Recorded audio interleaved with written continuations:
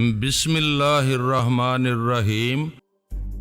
یہ سارے لوگ جیرالڈ کے ماتحت ہوا کرتے تھے اور ان اداروں اور کارخانوں میں متعین ہیں جو پہلے جیرالڈ کے کنٹرول میں تھے اور اس کی موت کے بعد میری ملکیت قرار دے دیے گئے۔ چنانچہ یہ لوگ اب میرے ماتحت ہیں۔ میں نے انہیں حقائق سے آگاہ کر کے تنظیم کا باغی بنا دیا ہے۔ یہ بات آج تک نہیں جانتا ہے، وہ تو یہ بھی نہیں جانتا کہ میں کیوں اس کے خلاف کام کر رہی ہوں۔ وہ یہی سمجھ رہا ہوگا کہ میں یہاں کی تنظیم کی سربراہی کی خاطر اسے ذکر پہنچا کر اوپر والوں کو اس سے بدتر کر دینا چاہتی ہوں۔ چنانچہ اسے اگر یہ پتا چل گیا کہ کون لوگ تنظیم میں میرا ساتھ دے رہے ہیں تو وہ ان نچلی سطح کے لوگوں کی بغاوت کا الزام لگا کر ختم کر سکتا ہے۔ لہذا میں ان میں سے کسی کو اس کی نظروں میں آنے نہیں دینا چاہتی جب تک کوئی مجبوری نہ آ پڑے۔ اس وقت تک میں اسے بے خبر رکھ کر زیادہ سے زیادہ جتنا بھی نقصان پہنچا سکوں پہنچا دینا چاہتی ہوں۔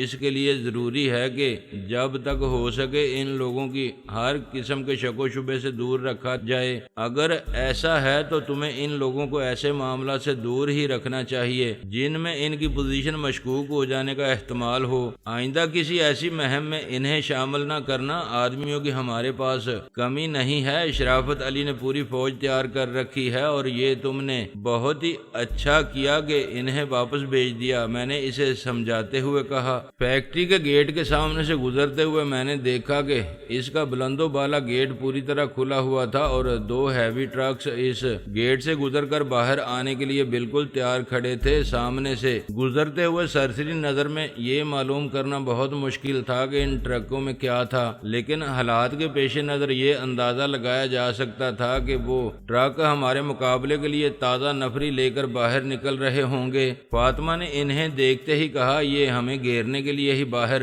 آ رہے ہیں جناب علی۔ ہم بہت بر وقت نکل آئے ہیں ادھر سے، لیکن دوسرے ہی لمحے ہمارا یہ اندازہ غلط ثابت ہو گیا۔ ہم جیسے ہی فیکٹری کے اگلے موڑ پر پہنچے ہمیں پوری قوت سے اپنی گاڑیوں کو بریک لگا کر روکنا پڑا۔ اگر مجھ سے یا شرافت سے ذرا سی بھی غلطی ہو جاتی تو ہم دونوں کی یا ہم میں سے کسی ایک کی گاڑی سامنے قطار باندھے کھڑے ہوئے 3 ٹرکوں سے بری طرح ٹکرا گئی ہوتی۔ وہ تینوں ٹرک بھی بالکل ویسے ہی تھے جیسے ہم نے ابھی فیکٹری کے گیٹ میں کھڑے دیکھے تھے۔ وہ تینوں سڑک کی چوڑائی کو پوری طرح گھیرے ہوئے برابر کھڑے تھے۔ تینوں نے اپنے اپنے ہیڈ لیمپ بجھا رکھے تھے، البتہ انجن ان کے سٹارٹ تھے۔ ایک زوردار چرچراہٹ کی آواز کے ساتھ ہماری گاڑیاں ٹرکوں سے چند انچ کے فاصلے پر جا ٹھہری تھیں۔ میرا دماغ بری طرح جھنجھنا اٹھا تھا۔ میں نے جھنجھلاہٹ میں ان ٹرک ڈرائیوروں کو گالیاں دیتے ہوئے اپنی طرف کی کھڑکی کا شیشہ گرانا شروع کیا تاکہ کھڑکی سے سر باہر نکال کر ان کی اس حرکت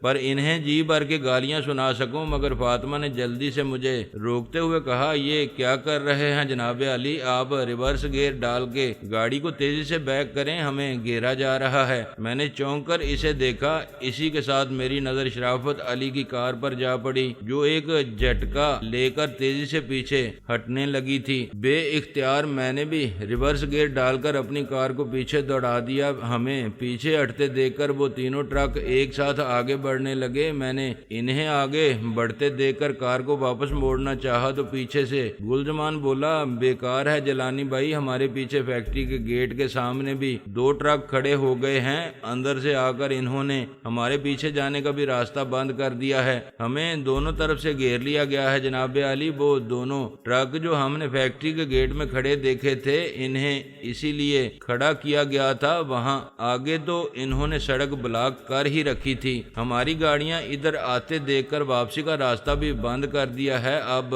انہوں نے، فاطمہ بولی، راستہ تو ان کے باپ کو بھی دینا پڑے گا ہمیں۔ میں سامنے آنے والوں کو اڑا کر رکھ دوں گا۔ ابھی میں نے ڈیش بورڈ کے خفیہ خانے کی طرف ہاتھ بڑھاتے ہوئے کہا، میں نے انہیں راکٹوں سے اڑا دینے کا ارادہ کر لیا تھا۔ میں ابھی وہ خفیہ خانہ کھول ہی رہا تھا کہ میں نے شرافت علی کی کار میں سے انگارے کی طرح دہکتی ہوئی کسی چیز کو تیزی سے سرسراتے ہوئے آگے والے ٹرکوں کی طرف جاتے دیکھا۔ وہ انگارہ عین ٹرکوں کے اوپر جا کر ہلکی سی آواز کے ساتھ پھٹا اور بے شمار روشن ستارے سے فضا میں بکھر گئے۔ ان سے خارج ہونے والی روشنی اتنی تیز تھی کہ وہ پورا علاقہ روشنی میں نہا گیا تھا۔ فاطمہ نے فکر مندی سے کہا، اوہ یہ کیا کیا شرافت علی نے؟ اس طرح تو وہ لوگ ہمیں بڑی آسانی کے ساتھ نشانہ بنا لیں گے، یہ روشنی نہیں کرنا چاہیے تھی اس کو۔ شرافت علی کا کوئی بھی کام مصلحت سے خالی نہیں ہوتا، تم دیکھتی رہو ہوتا کیا ہے اب، میں نے اسے جواب دیا۔ عین اسی لمحے ایک دھماکے کے ساتھ ان تینوں میں سے ایک ٹرک کے پرخچے اڑ گئے اور اس میں سے آگ کے گولے اڑ اڑ کر ساتھ والے دونوں ٹرکوں پر جا جا کر گرنے لگے۔ ان ٹرکوں میں سوار لوگ ابھی صورتحال کو سمجھ بھی نہیں سکے تھے کہ ایک اور دھماکہ ہوا اور ایک اور ٹرک اڑ گیا۔ ابھی اس دھماکے کی بازگشت بھی ختم نہیں ہو سکی تھی کہ تیسرے دھماکے کے ساتھ تیسرا ٹرک بھی فضا میں منتشر ہو گیا۔ پوری سڑک پر ان تینوں ٹرکوں کے جلتے ہوئے ملبے کے ساتھ ان میں سوار لوگ بھی ادھر ادھر زخمی یا مردہ حالت میں پڑے دکھائی دے رہے تھے۔ کچھ لوگ جو زیادہ زخمی نہیں تھے اٹھ اٹھ کر ادھر ادھر بھاگ کر اپنی جان بچانے کے لیے چھپنے کی کوئی جگہ تلاش کرنے کی کوشش میں مصروف تھے، لیکن اتنی روشنی میں کوئی جائے پناہ نہیں رہی تھی۔ ان کے لیے پھر اچانک ہی مخالف سمت سے گولیاں اولوں کی طرح برسنے لگیں اور پناہ کی تلاش میں بھاگنے والے اچھل اچھل کر گرنے لگے۔ ارے یہ فائرنگ کون کر رہا ہے؟ ادھر شرافت علی کی کار تو پیچھے آنے والے ٹرکوں کی طرف گھوم چکی ہے، فاطمہ نے حیرت زدہ ہو کر پوچھا۔ میں نے گردن موڑ کر پیچھے دیکھا، شرافت علی کی کار پیچھے فیکٹری کے گیٹ سے نکل کر سڑک کے درمیان حائل ہو جانے والے ٹرکوں کی طرف رخ کیے کھڑی تھی۔ میں نے کہا، اوہو مجھے اس کا تو خیال ہی نہیں رہا تھا، ادھر شرافت علی نے اپنے آدمی بٹھائے ہوئے ہیں، انہوں نے ہی ہمیں دشمن کے گھیرے میں دیکھ کر یہ کارروائی کی ہے۔ شاید میں یہی سمجھ رہا تھا اب تک کہ یہ کام شرافت علی وغیرہ نے دکھایا ہے۔ اچانک ہمارے عقب سے گولیاں چلنے کی آوازیں سنائی دینے لگیں۔ میں نے پیچھے گردن موڑ کر دیکھا، ادھر دونوں ٹرکوں اور فیکٹری کے گیٹ کی طرف سے تواتر کے ساتھ شعلے لپکتے دکھائی دے رہے تھے۔ دشمن شرافت علی کی کار پر اندھا دھند گولیاں برسا رہا تھا۔ میں تیزی سے اپنی کار موڑ کر شرافت علی کی طرف دوڑتے ہوئے اور گلزمان سے کہا، ابھی تم دونوں اپنی اپنی سٹین گنیں سنبھال کر تیار ہو جاؤ۔ فاطمہ بولی، مگر یہ آپ ان لوگوں کو چھوڑ کر ادھر کیوں جا رہے ہیں؟ پہلے انہیں ختم کر لیں ورنہ پیچھے سے یہ نہ ٹوٹ پڑے ہم پر۔ ان کی تم پرواہ نہیں کرو، وہ لوگ جنہوں نے تینوں ٹرک تباہ کیے ہیں وہ سنبھال لیں گے انہیں، ہمیں شرافت علی کی مدد کو جانا چاہیے۔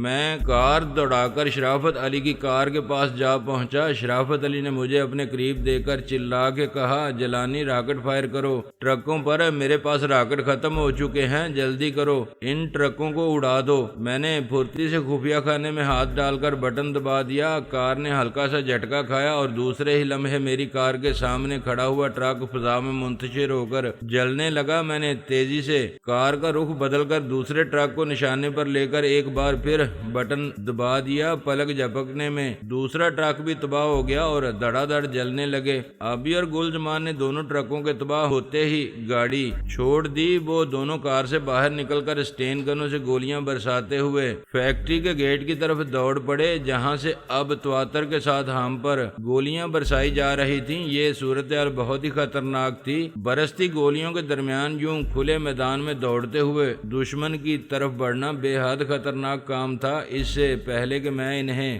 رکنے کے لیے آواز دیتا وہ دونوں بہت آگے جا چکے تھے، اور پھر وہی ہوا جس کے تصور سے خوفزدہ ہو کر میں آنکھیں پھاڑے انہیں تاک رہا تھا۔ وہ دونوں گیٹ کے نزدیک پہنچتے ہی دشمن کی گولیوں کا نشانہ بن گئے۔ ان کے جسموں سے میں نے خون کے فوارے ابلتے دیکھے تو میں تڑپ اٹھا۔ میں نے کار کا دروازہ کھول کر اپنی سیٹ کے نیچے سے سٹین گن اٹھائی اور غصے سے دیوانہ ہو کر باہر نکلنا چاہا، مگر فاطمہ نے تیزی سے میرا بازو تھام کر روکتے ہوئے کہا، ارے ارے یہ آپ کو کیا ہو گیا ہے؟ خودکشی کرنے کا ارادہ ہے کیا؟ میں نے اپنا بازو چھڑانے کی کوشش کرتے ہوئے کہا، چھوڑو مجھے جانے دو، وہ دیکھو انہوں نے آبی اور گلزمان کو زخمی کر دیا ہے، ہٹو میرا ہاتھ ہاتھ چھوڑ دو، ان دونوں کو مدد کی ضرورت ہے، جلدی چلو، ان کے جسم خون میں نہائے پڑے ہیں۔ صبر کریں جناب علی، جو ہونا تھا وہ تو ہو ہی چکا ہے، اب انہوں نے غلطی کی ہے، انہیں یوں اندھا دھند نہیں گھسنا چاہیے تھا ان کے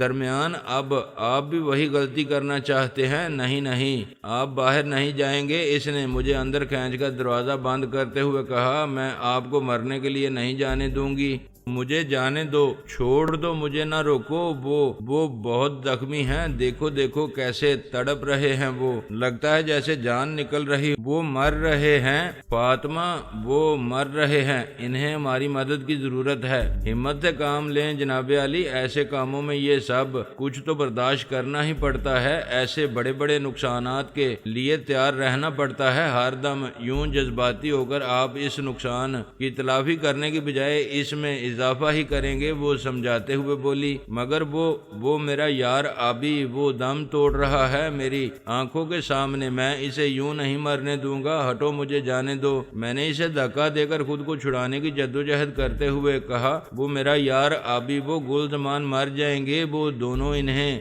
مدد چاہیے، بیوقوف لڑکی، مجھے جانے دو، ان کی مدد کے لیے میں انہیں اٹھا کر لے آؤں گا۔ اس کی گرفت بہت مضبوط تھی، میں نے بہت ہاتھ پاؤں مارے، بڑی کوشش کی اس کی گرفت سے نکل جانے کی، لیکن کامیاب نہیں ہو سکا، میری آنکھوں کے سامنے میرے دو بازو کاٹ کر گر پڑے تھے، میرا دل ان کے لیے مچل رہا تھا، میں انہیں موت کے منہ سے نکال لانا چاہتا تھا، اس وقت میری حالت ناقابل بیان تھی، میرا دل رو رہا تھا، مجھے فاطمہ کا اس وقت کا روکنا بالکل اچھا نہیں لگ رہا تھا، میری جگہ میرا جگری یار آبی اور میرے لیے اپنی جان پر کھیل جانے کو ہر دم تیار رہنے والا گلزمان میرے سامنے لہو میں نہائے پڑے تھے، اور وہ مجھے ان کے پاس جانے سے روک رہی تھی، ان کی مدد سے روک رہی تھی، میں نے غصے سے پیچو تاب کھاتے ہوئے کہا، چھوڑ دے مجھے الو کی پٹھی، جانے دے مجھ کو ان کی مدد کے لیے، وہ مر رہے ہیں، انہیں مدد کی ضرورت ہے۔ میں اسے گالیاں دے رہا تھا، برا بلا کہہ رہا تھا، مگر وہ کسی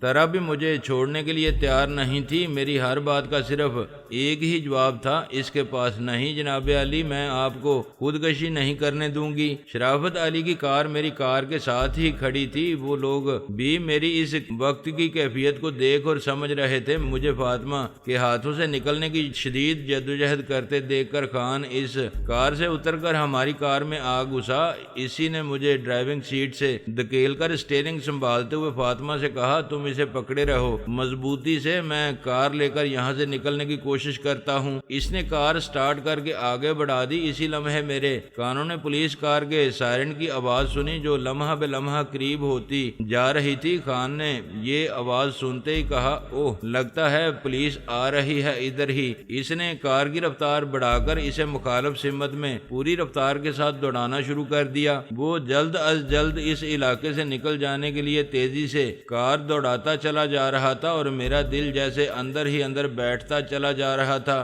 ابھی کبھی بھی مجھے آفت میں گرا چھوڑ کر اپنی جان بچا کے نہیں بھاگا تھا، اس نے برے سے برے حالات میں بھی میرا ساتھ چھوڑنے کے بارے میں سوچا تک نہیں تھا کبھی، اور یہ لوگ ایسے وقت میں مجھے اس کے پاس سے لے بھاگے تھے جب وہ گولیوں سے چھلنی خون میں ڈوبا پڑا تھا اور موت تیزی سے اس کی طرف لپکی چلی آ رہی تھی۔ انہوں نے ایسا کسی بری نیت سے نہیں کیا تھا، وہ بھی میری ہمدرد دوست تھے، اور میری زندگی انہیں اتنی ہی عزیز تھی جیسی مجھے آبی اور گلزمان کی زندگیاں عزیز تھیں۔ وہ جانتے تھے کہ اس وقت اگر انہوں نے مجھے آبی اور گلزمان کے قریب جانے دیا تو میری زندگی سے بھی ان کو ہاتھ دھو لینا پڑیں گے۔ میں جذبات میں اندھا ہو رہا تھا، مجھے دم بے دم موت کی تاریک وادی کی طرف بڑھتے ہوئے آبی اور گلزمان کے سوا کچھ دکھائی نہیں دے رہا تھا۔ اس سمے ایسے میں فاطمہ مجھے نہ پکڑ لیتی تو میری زندگی کی بھی آخری رات ثابت ہوتی، وہ مگر میرے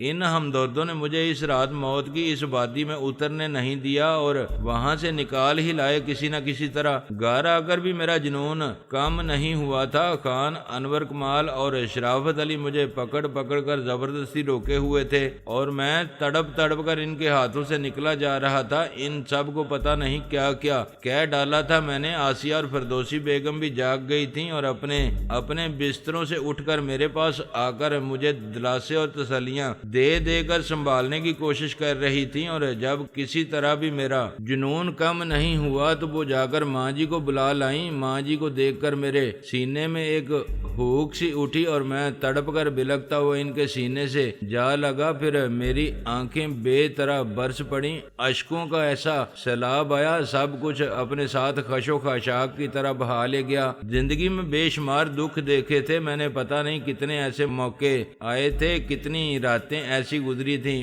مجھ پر جب ضبط کے سارے بند ٹوٹنے لگے تھے، مگر ہر بار میں نے خود کو سنبھال لیا تھا۔ مگر اس رات ایسا منتشر ہوا تھا، میں اس طرح ٹوٹ کر بکھرا تھا کہ کسی سے سمیٹا نہیں جا رہا تھا۔ پتہ نہیں ماں کے سینے میں کتنا سکون بھر رکھا ہے رب کائنات نے، اولاد کے لیے کتنی راحت ہے ممتا میں کہ ماں جی کے سینے سے لگ کر آنسو بہاتے بہاتے نہ جانے کب میرے بے تاب جذبوں کو سکون آ گیا، میری بے قراری قرار پا کر ساکت ہو گئی۔ مجھے کچھ نہیں معلوم ہو سکا کہ کب میں سسکیاں لیتے لیتے ماں جی کی آغوش میں سو گیا تھا۔ وہ رات میری زندگی کی سب سے زیادہ تاریک، سب سے زیادہ المناک رات تھی۔ اس سیاہ رات نے مجھ سے میرا رفیق، میرا ہمدم، میرا یار ابھی چھین لیا تھا اور اس کے بغیر میں خود کو بالکل تنہا اور بے سہارا سمجھنے لگا تھا۔ اس رات میری زندگی کی ساری حرارت، ساری توانائی ختم ہو گئی تھی، میں ادھورا رہ گیا تھا۔ یوں لگتا تھا جیسے میں اپنے دونوں بازوؤں سے محروم ہو گیا ہوں۔ اس وقت اگر فاطمہ، شرافت، علی، انور، کمال اور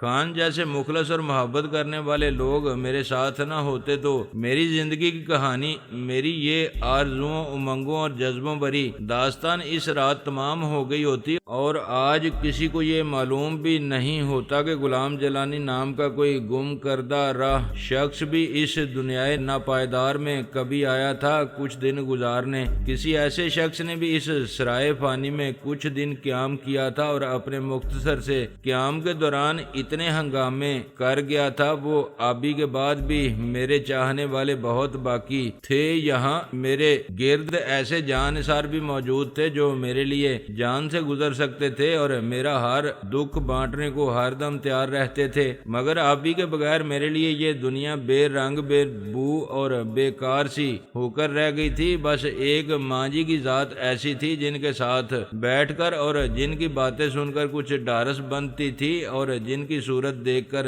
جینے کا حوصلہ پیدا ہوتا تھا۔ اس واقعے نے آسیہ کی صورت کو بھی دھندلا دیا تھا، اس کے چہرے پر رنج و الم کے سائے منڈلاتے دکھائی دیتے تھے، اس کے حسین چہرے کی ساری رعنائی ماند پڑ گئی تھی، کسی شاخ سے توڑ لیے جانے والے پھول کی طرح مرجھا کر رہ گئی تھی۔ زندگی کی حرارت اس میں بھی باقی نہیں رہی تھی۔ یہ تو میں جانتا تھا وہ اور آپ بھی ایک دوسرے کے قریب آ چکے ہیں، لیکن یہ اندازہ نہیں تھا مجھے کہ ان کی یہ قربت اتنی گہری، اتنی مضبوط ہو چکی ہے کہ وہ آپ بھی کے بغیر جینے کا حوصلہ ہی ہار جائے گی، اس سے بچھڑ کر یوں مرجھا کر رہ جائے گی۔ مگر میں اعتراف کرتا ہوں کہ وہ مجھ سے بہت زیادہ باہمت اور حوصلے والی تھی، گو اس کا دل خود اچاٹ ہو گیا تھا۔ آبی کے بعد وہ خود بکھر رہی تھی، لیکن میری ڈارس بندانے اور مجھ میں جینے کا حوصلہ پیدا کرنے میں وہ سب سے زیادہ پیش تھی۔ وہ میرے سینے میں آبی کے خون کے انتقام کی آگ کو ہوا